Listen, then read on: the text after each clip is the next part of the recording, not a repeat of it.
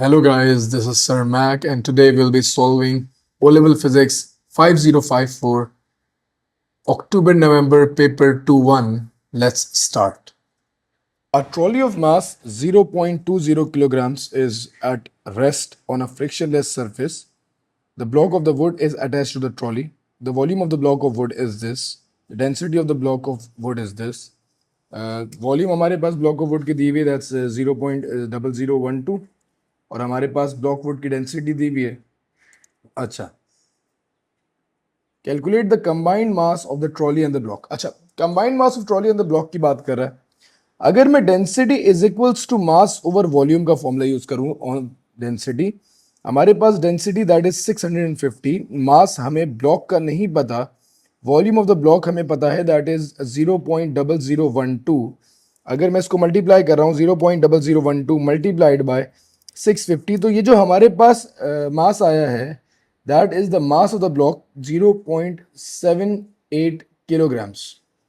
अच्छा, ये जो हमारे पास ब्लॉक ऑफ वुड का ये मास आया है, ये मास ब्लॉक ऑफ वुड का है. हमें सवाल में कंबाइंड मास मांगा हुआ है, तो ट्रॉली का मास और वुड का mass I would add them both up. अगर मैं दोनों मासेस को ऐड कर दूंगा I would get the combined mass as 0.98 kilograms. तो ये हमारे पास पहले पार्ट का आंसर हो गया. Density is equals to mass over volume. Density हमारे पास वुड की गिवन थी, वॉल्यूम हमारे पास वुड का गिवन था. From there I worked out the mass of the wood, और उसने क्योंकि कंबाइंड मास मांगा था तो मैंने वुड के मास में दूसरा मास ऐड कर दिया. I got the total mass as well. अच्छा जी, moving on. Figure 1.1 shows the student attaches a spring constant 14 newtons per meter, ठीक है, to the front of the trolley. The student holds the trolley and the block stretches the spring. He releases the trolley and the block. The trolley and block accelerate from rest. Accelerometer है basically. As the trolley and the block accelerate, the student keeps the extension of the spring at 0.035. Calculate the force exerted by the spring. अच्छा, if you remember the formula हम लोगों ने F is equals to kx का formula किया था. It's the formula for Hooke's law.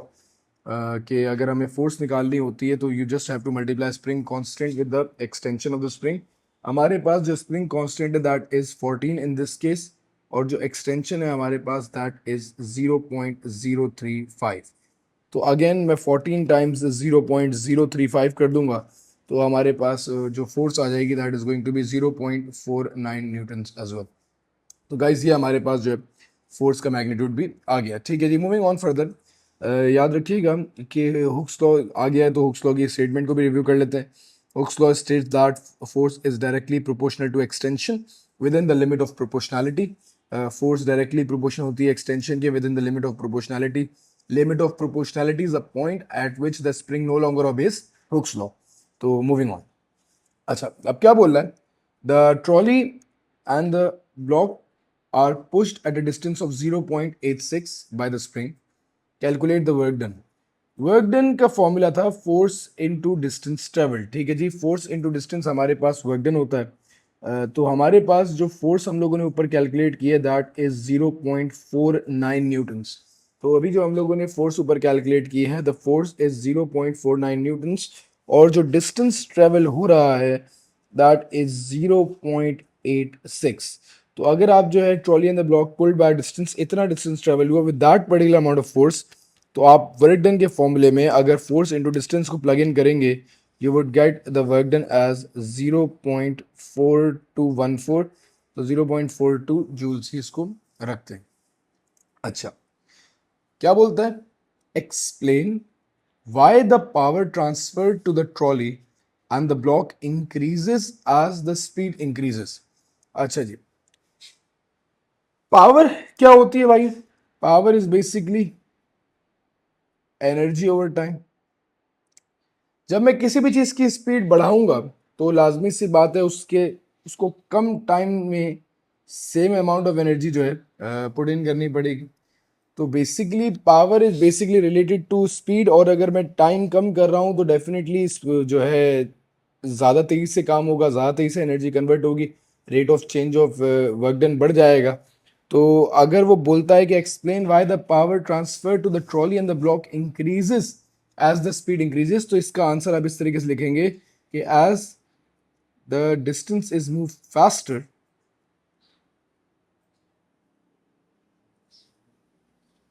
rate of change of work done increases, therefore power increases. Somewhere along these lines आपके पास ये इसका answer आ जाएगा। ठीक है जी, दैट्स फॉर क्वेश्चन नंबर 1। हमारे पास अब हम मूव करेंगे क्वेश्चन नंबर 2 पे। Okay ji,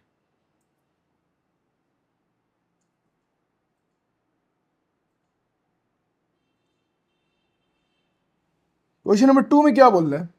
A student makes a ball from a modeling clay. The ball has a mass of 0.20 kilograms. एक बॉल बनाता है student by modelling clay and the ball has a mass of 0.20 kgs. She drops the ball from the height of 40 meters above the ground. ठीक है जी, calculate the initial gravitational potential energy. अगर मैं let's suppose बोलता हूँ कि हमारे पास एक बॉल है, it's at an height of 40 meters. If the ball is at an height of 40 meters, that you can clearly say कि भाई इस पॉइंट पे जो बॉल का मास भी हमारे पास दिया हुआ है दैट इज 0.20। अगर ग्रेविटेशनल पोटेंशियल एनर्जी निकालनी है तो mgh, ठीक है जी, मास हमारे पास बॉल का that is 0.20, gravitational field strength is 9.8, height हमारे पास 40 है, तो 0.20 मल्टीप्लाइड बाय 9.8 मल्टीप्लाइड बाय 40, आपके पास जो है ग्रेविटेशनल पोटेंशियल एनर्जी आ जाएगी दैट इज 78.4। हम लोग इसको जो है टू सिग्निफिकेंट फिगर्स में राउंड ऑफ करके 78 जूल्स पेपर में लिखेंगे। ठीक है जी, answer should be given in two significant figures. मैं ऑलरेडी ये बात स्टेट कर चुका हूँ। मूविंग ऑन, क्या बोलता है? Calculate the speed of the ball immediately before the ball hits the ground. ठीक है जी, speed of the ball immediately before the ball hits the ground. अच्छा, कंसिडरिंग कि हमारे पास ड्रॉपिंग हो रही है, तो ड्रॉप के कॉन्सेप्ट में इफ़ यू रिमेंबर हम लोगों ने ये बात की थी कि जब कोई भी चीज़ ड्रॉप हो रही होती है, ठीक है, विच ड्रॉपिंग, तो ऐसी सूरत हाल में gravitational potential energy is actually converted to kinetic energy. ठीक है जी, तो अगेन हमें just before hitting the ground हमें स्पीड निकालनी है, तो आई कैन से कि since gravitational potential energy equals to kinetic energy, तो मैं इसको डायरेक्टली जो है एम जी एच की वैल्यू हमारे पास है दैट इज 78.4 ले लेते हैं। ठीक है जी, 1/2 मास हमारे पास 0.2 है and we need the speed of the ball, तो times 2 divided by 0.20 and then root the answer. v की value that I am getting is as 28 metres per second. हमारे पास जो स्पीड आ रही है वो 28 मीटर्स पर सेकेंड आ रही है just before hitting the ground. ठीक है जी, मुझे एक्नॉलेज कीजिएगा, यहाँ तक सबको बात क्लियर है? मैं बात को आगे बढ़ा रहा हूँ, ठीक हो गया? ऑल राइट, अगले पार्ट में क्या बोलता है कि when the ball hits the ground it stops moving. ठीक है, जब ball hits the ground it stops moving, the kinetic energy of the ball is transferred to internal energy, the temperature of the ball increases, the specific heat capacity of the modeling clay is this, calculate the maximum possible temperature increase of the ball showing your working। अच्छा, यहाँ पे सवाल में अगर आपको याद हो हम लोगों ने एक फॉर्मूला पढ़ा था E is equals to M C delta T का। ठीक है, इस क्वेश्चन में, इस फॉर्मूले में हम लोगों ने पढ़ा था कि जो भी हमारे पास एनर्जी होती है, जो हमें किसी भी एनर्जी से कोई भी टेम्परेचर चेंज करवा रहे होते हैं, थर्मल एनर्जी या इंटरनल एनर्जी गेन हो जाती है। अब इसने ये बोला कि मैक्सिमम पॉसिबल टेम्परेचर, इस बात के, इस जुमले से मैं ये बात अज्यूम कर रहा हूं कि सारी की सारी एनर्जी कन्वर्ट हो गई हीट में, all energy converted to heat. जो भी maximum possible temperature, possible temperature ना कि मैक्सिमम कितना रीच हो सकता है, तो इसके लिए मैं ये बात अज्यूम कर रहा हूँ कि सारी की सारी एनर्जी जो है हीट में कन्वर्ट हो गई। एंड जो इनिशियल एनर्जी थी दैट वाज 78, तो मैंने कहा यार कि 78 जूल्स की सारी एनर्जी ही जो है हमारे पास कन्वर्ट हो गई हीट में। Mass of the ball again 0.20 ही रहेगा। Specific heat capacity is 1400 and then there would be change in temperature, जो भी maximum possible change in temperature आया, क्योंकि मैंने सारी की सारी एनर्जी को जो है कंज्यूम कर लिया कि converted to the thermal energy stores. तो हमारे पास जो टेम्परेचर चेंज की पॉसिबल वैल्यू आ रही है दैट इज ओवर हेयर 0.2785। ठीक है, तो 0.278 डिग्रीज मेरे पास वैल्यू आ रही है। Again your all answer should be given in two significant figures, तो आप जो है इसको 0.28 डिग्रीज जो है कन्वर्ट में लिख देंगे। ठीक है, राउंड ऑफ करके। तो इन बातों को याद रखिएगा या कि हमारे पास क्या बोल रहा है कि all the energy is converted. क्यों मैंने all the energy is converted लिया? क्योंकि maximum possible temperature I wanted to state in this question. ठीक है, moving on. State one reason why the actual temperature increase of the ball may be smaller than the value। क्योंकि definitely energy is lost to the surrounding। ठीक है, ऐसा नहीं होता कि जो है सारी की सारी एनर्जी कन्वर्ट हो जाए। तो one reason energy is lost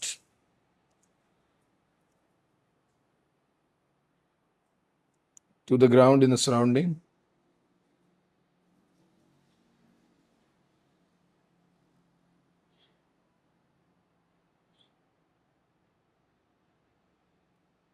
sound में भी लॉस हो सकती है एक्सेट्रा। तो there are lot of things जो इसमें पॉसिबल है। ठीक है, कि जहाँ पे एनर्जी लॉसेस हो सकते हैं। मूविंग ऑन, क्वेश्चन नंबर 3 की वर्किंग पे आते हैं। ठीक है, क्या बोल रहा है? Figure 3.1 shows a gas at room temperature. The gas is trapped in the metal cylinder by the metal piston, ठीक है, fixed in a position। ठीक है, a metal cylinder is immersed in boiling water and the temperature of the trapped gas increases। ठीक है, explain in terms of electrons and the atoms of the metal how thermal energy is transferred through the wall of the metal cylinder। अच्छा, again basically वो last paper जो हम लोगों ने किया उसमें भी ऐसा ही सवाल था कि वो पूछ रही है कि explain terms of electrons and atoms of the metal how the thermal energy is transferred to the wall of the metal के सिलेंडर। तो how heat is transferred in metals की बात कर रहा है। तो if you look at the concept कि how heat is transferred in the metals, you would realise the fact कि मेटल्स के अंदर जो हीट ट्रांसफर होती है that is transferred by the process of conduction. और क्यों मेटल्स बेटर कंडक्टर होते हैं? क्योंकि मेटल्स के अंदर जो होते हैं हमारे पास फ्री इलेक्ट्रॉन्स भी होते हैं एंड विद दैट मेटल्स के पार्टिकल वाइब्रेट भी कर रहे होते हैं। तो अगर मैं इसका आंसर लिखना चाहूँगा तो हम लोगों ने जो थर्मल के चैप्टर में पूरा इसकी वर्किंग की थी मैं उसको स्ट्रेट करूँगा।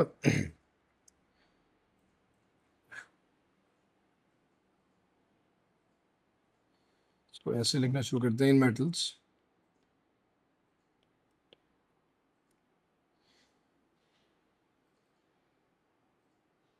particle vibrate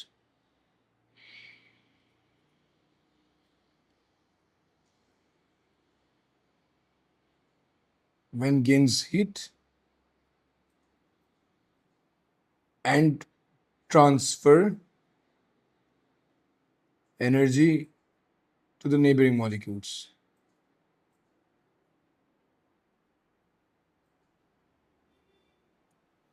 With that, free delocalized electrons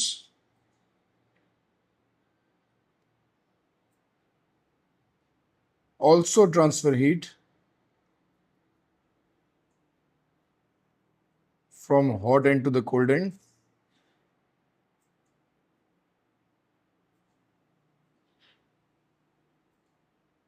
as they can move freely in the metal।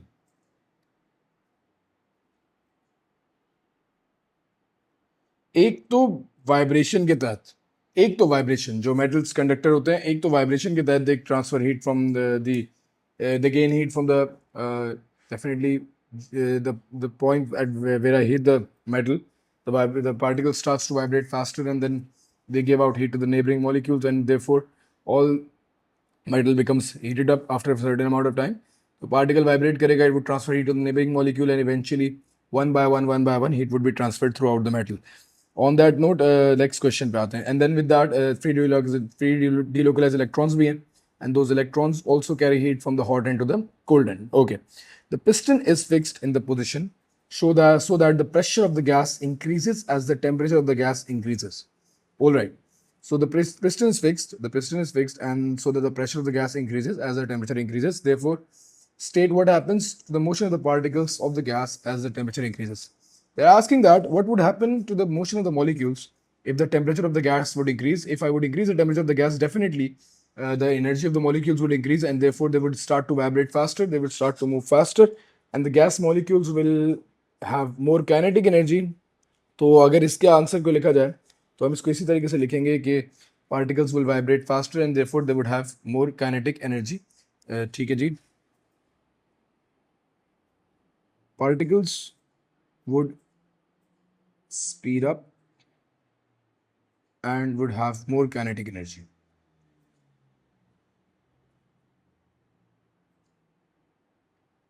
For such a question where they're just asking about state what happens to the motion of the particles, ऐसे particular situation में you're just required to state what would happen.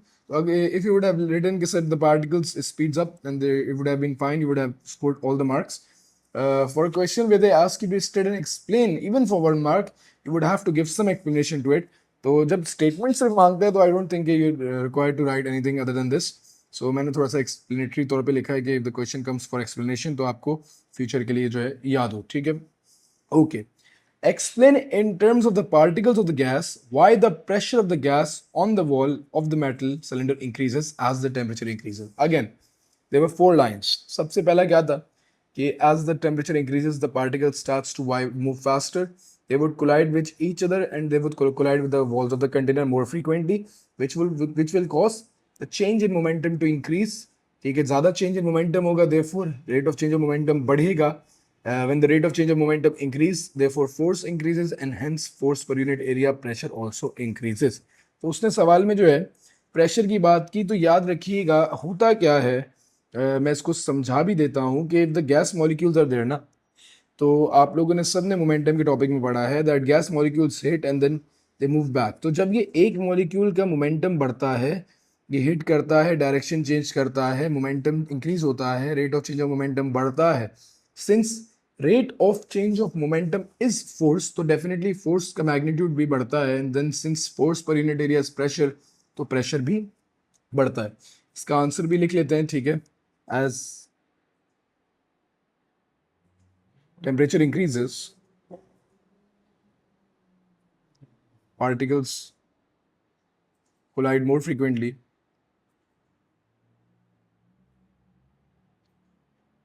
with each other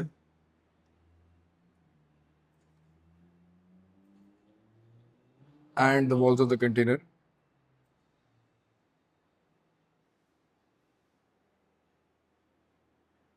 That causes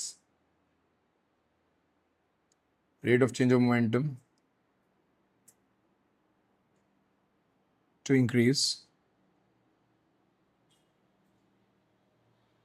Hence, force increases. Therefore, force per unit area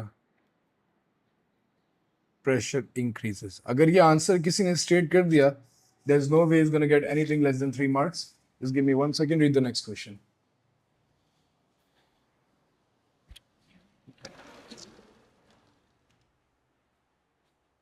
Okay. Next question में क्या बोल रहा है कि the gas in the cylinder reaches the temperature of 100 degrees Celsius. तो the gas in the temperature cylinder reaches the temperature of 100 degrees Celsius. Temperature 100 degrees Celsius तक चला गया. The piston is released and moved to the right. The temperature of the gas remains at 100 degrees Celsius.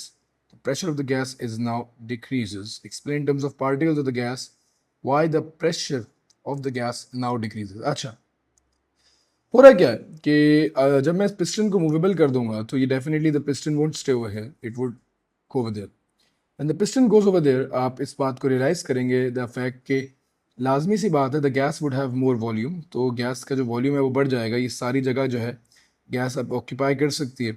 ठीक है. The gas would have more volume and definitely particles would have more space to move in. ठीक है. तो pressure decrease हो जाएगा. अच्छा, अगर मैं इसको एक्सप्लेनेटरी तौर पे लिखूँ, explain terms of particle of the gas why the pressure of the gas is now decrease, तो हम लोगों ने बॉयल्स लॉ में यही पढ़ा था that pressure and volume are inversely proportional. अगर हम लोग वॉल्यूम बढ़ाते हैं द प्रेशर ऑलवेज डिक्रीजेस। ठीक है, तो ये हमारे पास जो है इसकी एक्सप्लेनेशन है। ठीक है, अब मैं इसको कैसे लिखता हूं? According to Boyle's law,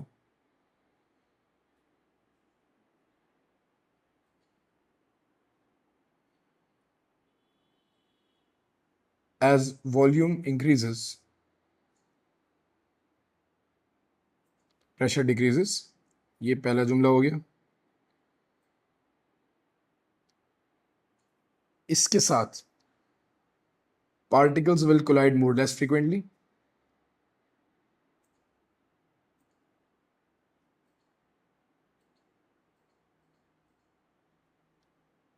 as they have more space to move.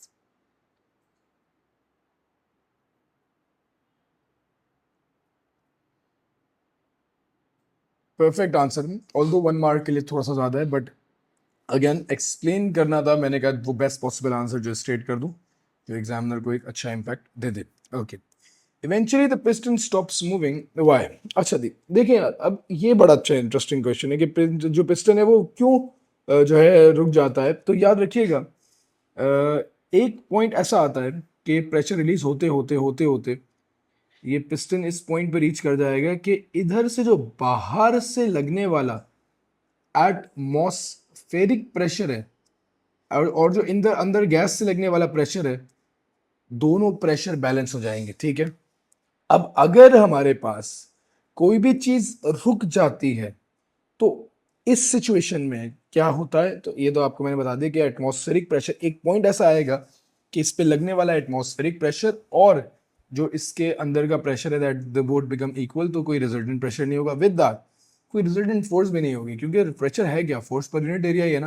तो अगर हमारे पास एक तो प्रेशर जो है इक्वल हो जाता है, second there is no resultant force, तो hence the piston stops moving. Eventually the piston stops moving, explain why. Pressure inside the syringe, cylinder.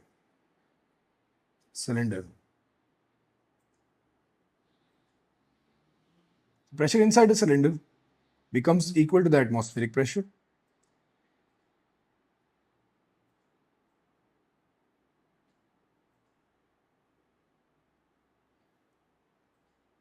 and there is no resultant force,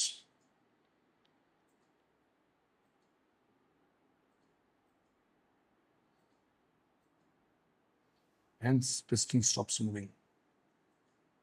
तो एक तो pressure balance हो गए, कोई resultant force भी नहीं थी, तो इवेंचुअली जो है पिस्टन ने मूव करना बंद कर दिया। ठीक है जी, with that let's move on to question number 4। क्या बोलता है क्वेश्चन नंबर 4 में? The question number 4 states that student directs a beam of white light from a filament lamp towards the glass prism in a dark room। ठीक है जी, white light है, ठीक है, glass prism है, एक डार्क रूम है। The screen is placed to the right angle of the glass prism। ठीक है, screen is placed to the right of the glass prism। Red light is observed to be at point R। Okay, तो ये red light है, अपनी आसानी के लिए लिख रहा हूँ। ठीक है, on the screen the violet light is observed to be on point violet। ठीक है जी, draw okay, draw on figure 4.1 that show the path of the red light and violet light between the left hand side of the prism and the screen to the right hand। Okay, याद रखिएगा, यहाँ जैसे ही the light enters it converts into two paths। First is going to be the path for the red one, ठीक है, थोड़ा सा ऊपर होगा, and the second one is going to be the path for the violet light। ठीक है, it's going to be a little bit down। ठीक है, थोड़ा सा इधर होगा। ठीक है, रिफ्रैक्शन होगी रेड लाइट के लिए, मैंने रेड कलर यूज किया। You can't use colours, you have to use a pencil. Violet के लिए I use the violet blue type. ये हमारे पास बात कंप्लीट हो गया।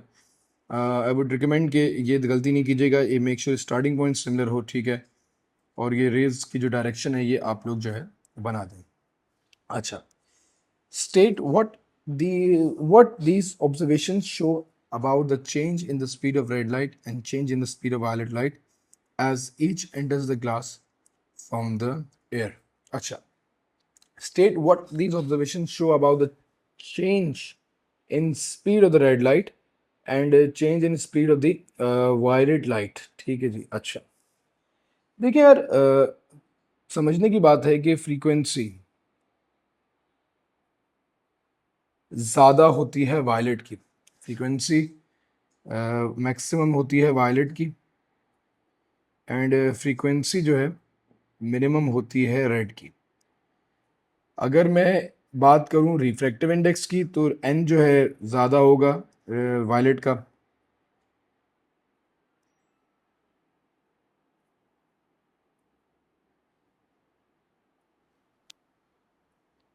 वायलेट स्पीड मीडियम, ठीक है।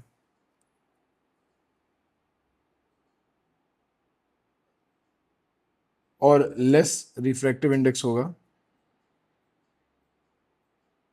वायलेट का।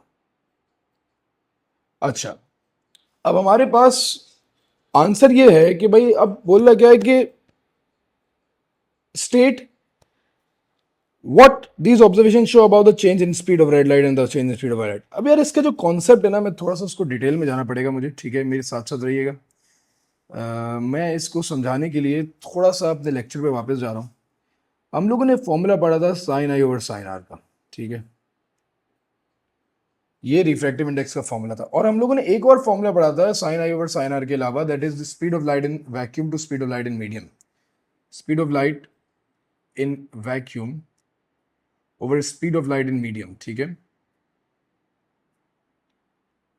क्योंकि ये सवाल इतना इंटरेस्टिंग आ गया, मैं आपको थोड़ा सा, मुझे नोट्स पे भी जाना पड़ेगा आपको समझाने के लिए, कि हम लोगों ने जो है ना दो फॉर्मूला पढ़े थे लाइट में जब हम लोग रिफ्रैक्शन पढ़ रहे थे।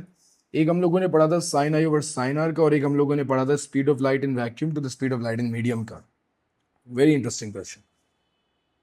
अब बात यह है कि आपको पता है कि वायलेट लाइट की जो रिफ्रैक्टिव इंडेक्स है वो ज़्यादा है।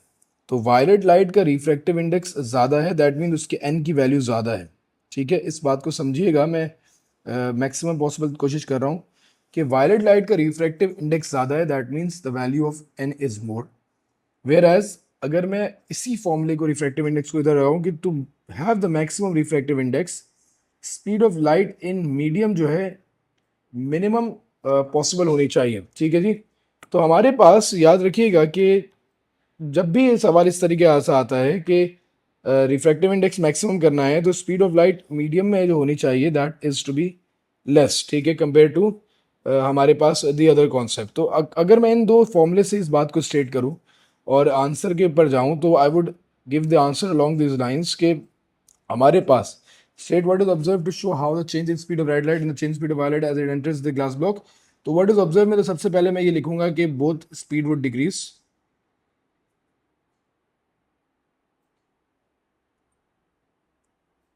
according to the formula speed in vacuum over speed in medium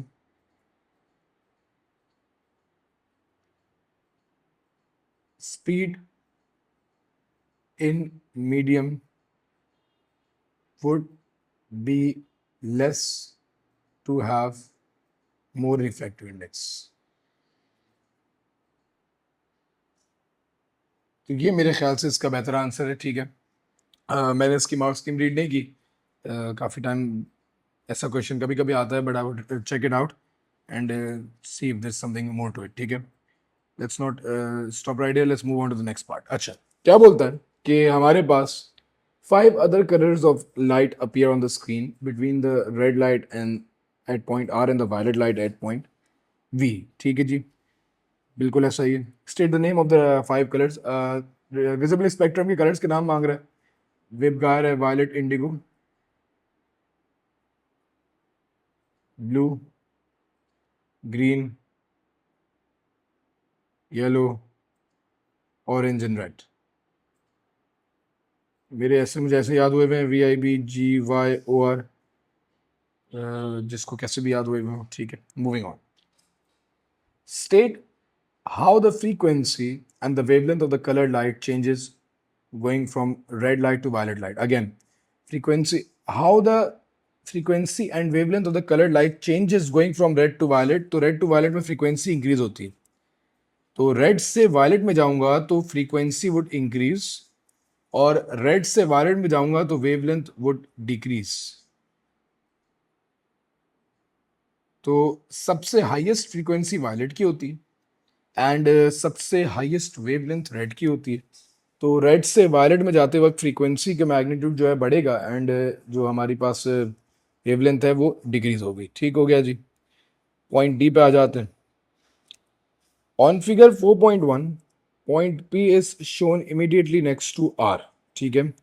no light rays observed at point P, but a detector at point P registers radiation reaching no other detector. State which region of electromagnetic spectrum is detected at point P. अच्छा, red से ऊपर कौन सा radio जो है हमारे पास spectrum होता है? So that's infrared. हमारे पास इंफ्रारेड जो होता है वो रेड से ऊपर होता है, वायलेट्स नीचे अल्ट्रा वायलेट होता है। तो अगर कोई ऐसा सवाल आ जाता है कि रेड से जस्ट बाहर कौन सा रीजन है, तो it would be infrared reason.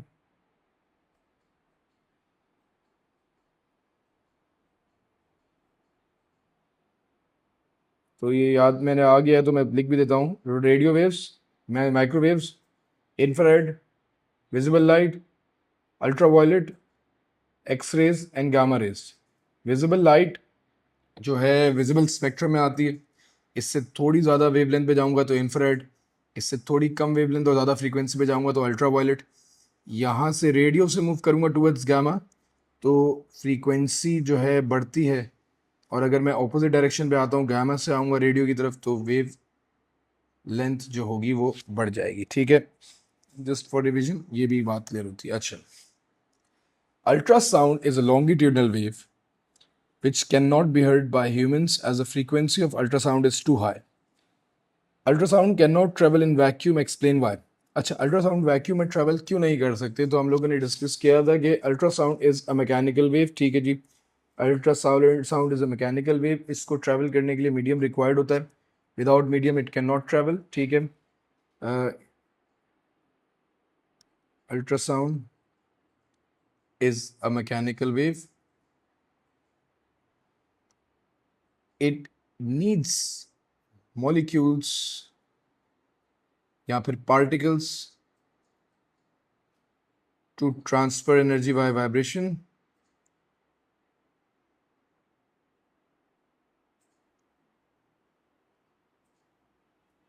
Hence it cannot travel in vacuum. कोई भी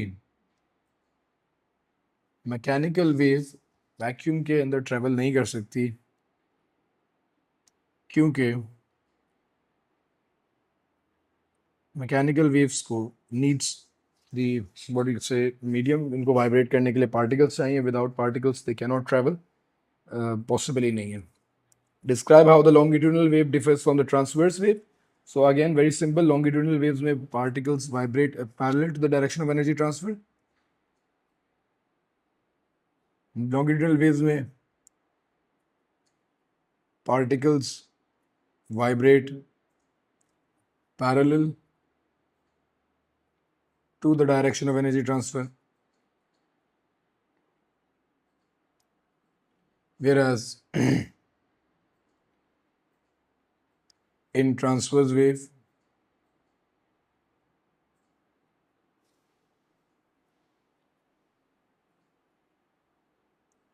particle vibrates perpendicular to the direction of energy transfers.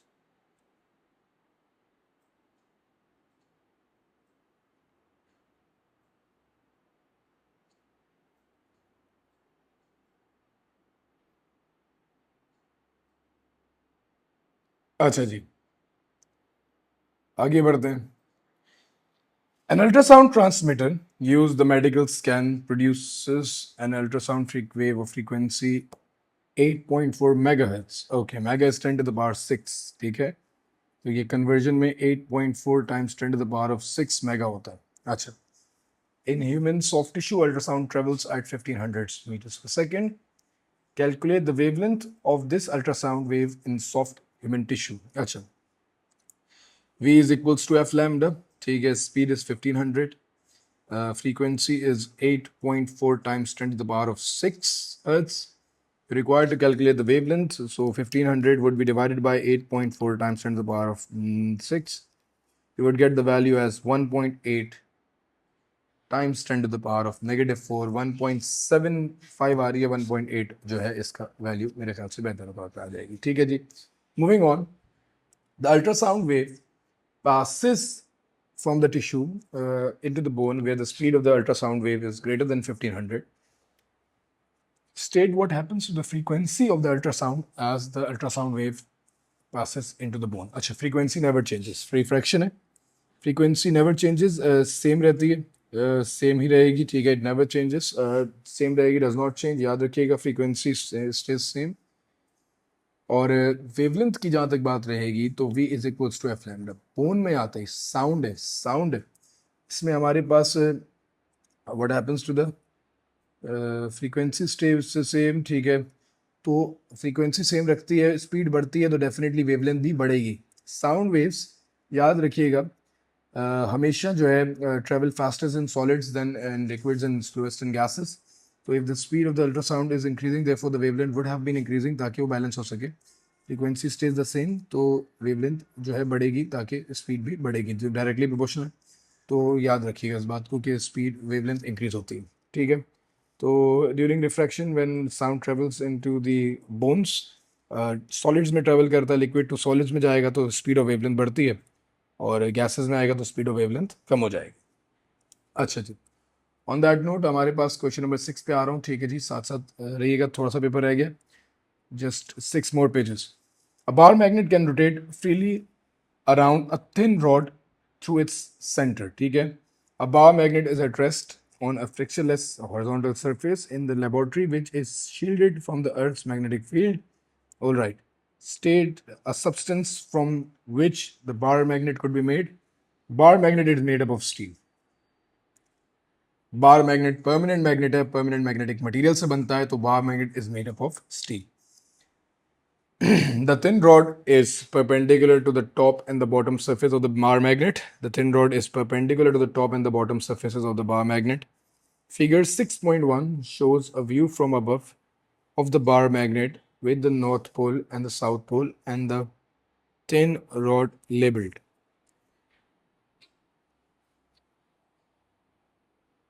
The thin rod is perpendicular to the top and the bottom surface of the bar magnet. ठीक है, ठीक है, perpendicular है, सही है। Draw on figure 6.1 to show the pattern and the direction of the magnetic field around the bar magnet. अच्छा, magnetic field would be from north to south. ठीक है, आप साफ सुथरी जो है मैग्नेटिक फील्ड ड्रॉ कीजिएगा। मैं इतनी साफ साफ नहीं बनाता।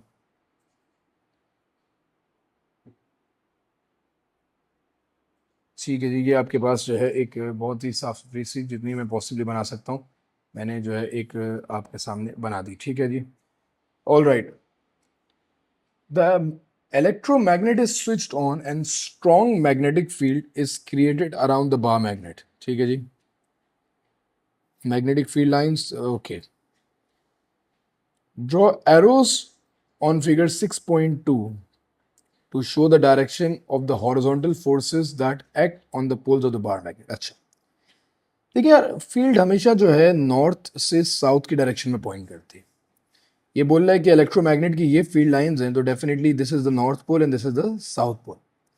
लाजमी सी बात है, अगर ये नॉर्थ पोल है तो this north would face repulsion on this side, और जो साउथ है that would face repulsion in this side. ठीक है जी, तो ये आपके पास डायरेक्शन ऑफ हॉरिजॉन्टल फोर्सेस बन गई। ठीक है जी, आपके पास याद रखिएगा हमेशा जो है जो फील्ड लाइंस होती हैं they always point from north to the south region. तो यहाँ पे हमारे पास नॉर्थ आ जाएगा, यहाँ पे हमारे पास साउथ आ जाएगा। Describe and explain to the bar magnet when the electromagnet is switched on. What happens? It would start to turn. It would start to turn या फिर rotate कह लें, as there would be a turning effect of force.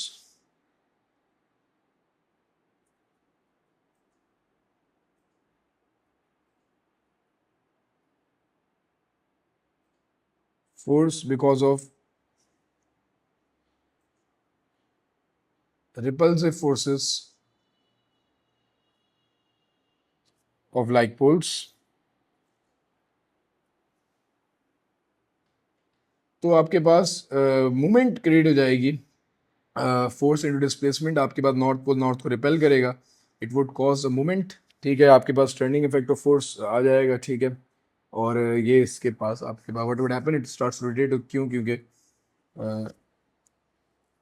Actually turning effect of force आ जाएगी, ठीक है जी। Moving on, एक इलेक्ट्रिसिटी का क्वेश्चन है, then we have got I guess nuclear, and then we have got the space question, ठीक है जी। देखिएगा, साथ साथ रहिएगा। A filament lamp connected to a 12-volt power supply transfers 24 watts of power. Okay.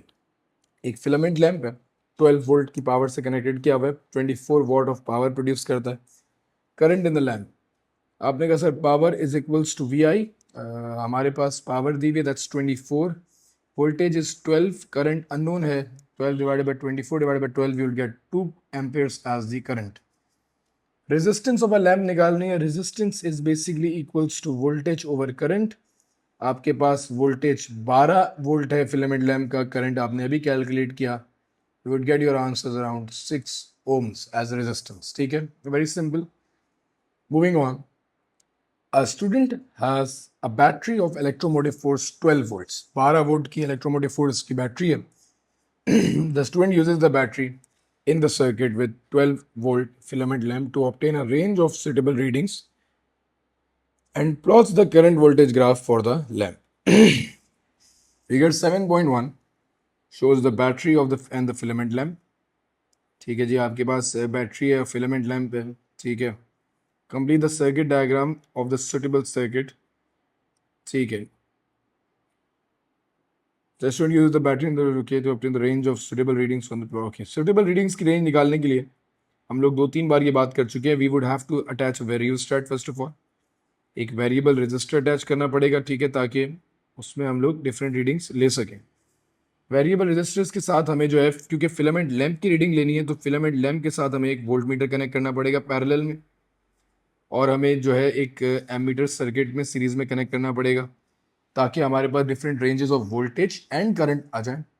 I would adjust the resistance of the variable resistor in order to get the different values of current and voltage, and eventually उससे मैं current voltage graph plot कर लूँगा, ठीक है। Draw the shape of the current voltage graph of the filament lamp. Again, last time भी ये question आया था, the graph would turn towards the voltage axis.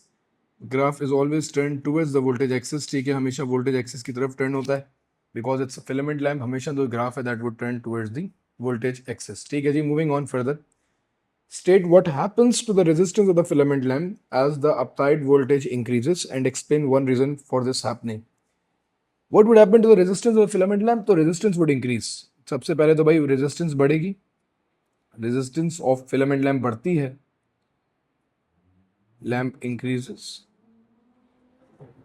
because of the increase in temperature, ठीक है जी, that is because of increase in temperature. Temperature के increase की वजह से हमारे पास हमेशा जो है resistance of the filament lamp बढ़ती है, तो it is increases because of increase temperature, आहिस्ता आहिस्ता filament lamp gets hotter and resistance इसकी बढ़ जाती है, ठीक है जी। लास्ट 2 क्वेश्चंस रिमेनिंग, बेटा थर्मल हो गया, इसमें जो है हमारे पास जो है we have got nuclear, and then we have got the question for astrophysics, ठीक है। The nuclear notation for the radioactive isotope hydrogen 3 is 3,1. Explain why hydrogen 3 cannot decay by emission of alpha particles. बेटा उसका मास ही नहीं है, तो alpha particle कहाँ से निकलेंगे? It only contains 2 neutrons and 1 proton, and alpha has 2 neutrons and 2 protons, so it's not possible.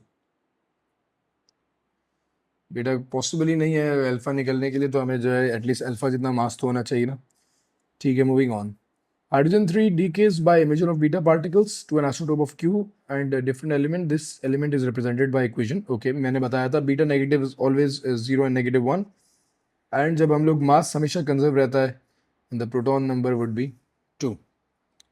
State the name of the element represented by Q.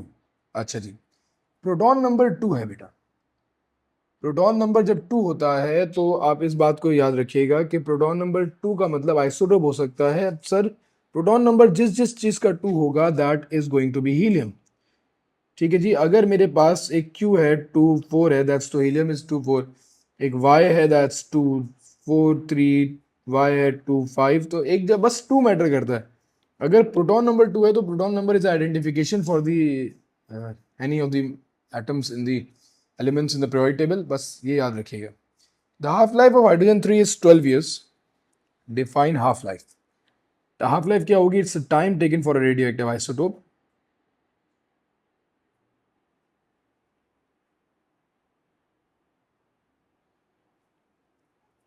to reduce its activity and counter it to half of its original value.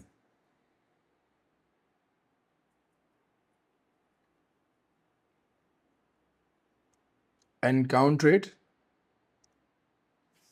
to half of its original value.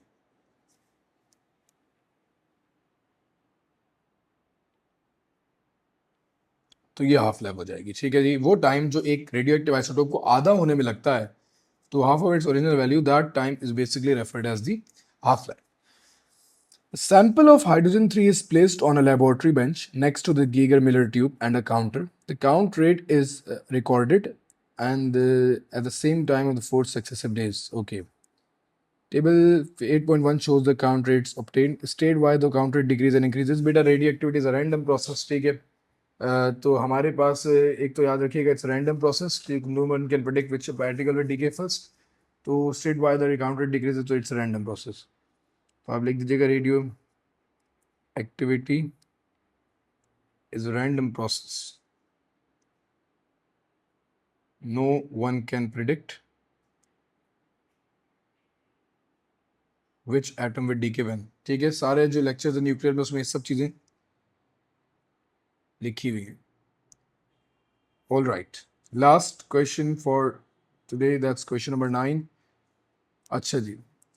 A stable star in a distant galaxy has a mass of more than 15 times of the mass of the sun. ठीक है, 15 गुना ज़्यादा है mass of the sun से. State the name of the nuclear reaction that occurs at the center of the star and describe this nuclear reaction. बेटा nuclear reaction that occurs is nuclear fusion. ठीक है जी, सन के core में nuclear fusion होती है। Nuclear fusion when two small daughter nuclei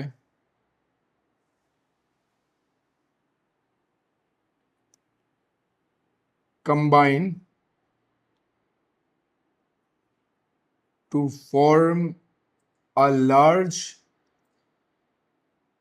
parent nuclei, releasing a lot of energy. Explain how the nuclear reaction keeps this helps to keep the star stable. बेटा इसका answer हम लोगों ने discuss किया था। जिस जिसने स्पेस नहीं पढ़ी उसको जो है मैं बहुत ज़्यादा नहीं कह रहा, कोई बात नहीं, नेक्स्ट क्लास में इंशाल्लाह आप पढ़ लोगे। जब हमारे पास ये न्यूक्लियर रिएक्शन हो रहा होता है तो this forces from the fusion reaction actually balances the external force. ठीक है, internal pressure in external pressure को बैलेंस करता है। ठीक है, तो इसकी वजह से हमारे पास जो है एक स्टार स्टेबल स्टार रहता है। तो it releases a lot of thermal energy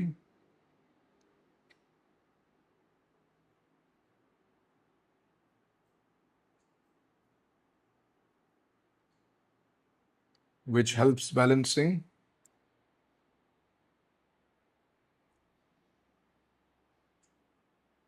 inward and outward forces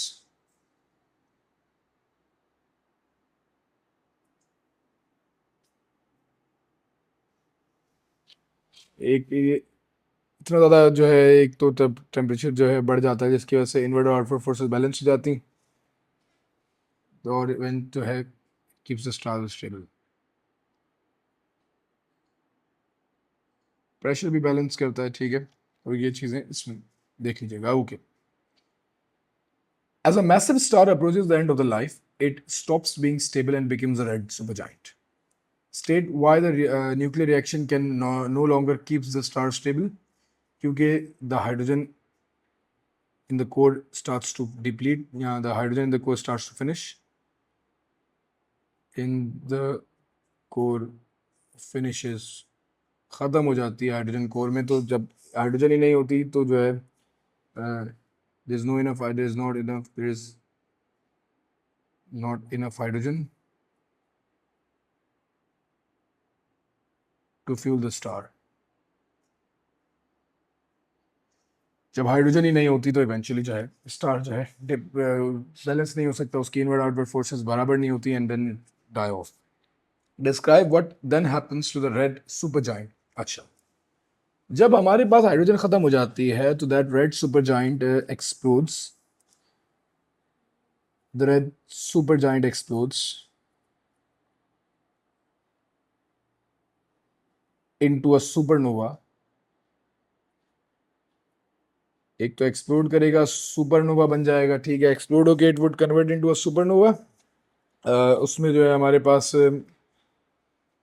a lot of heavy elements are formed.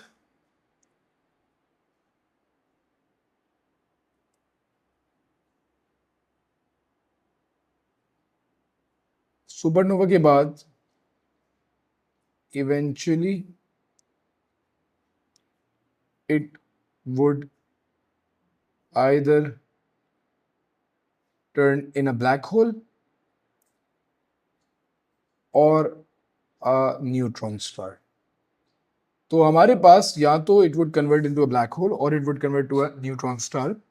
Depends upon the size of the star के कितना massive है. On that note, हमारे पास जो paper है that we completed for May June 2024 October November paper 2-1.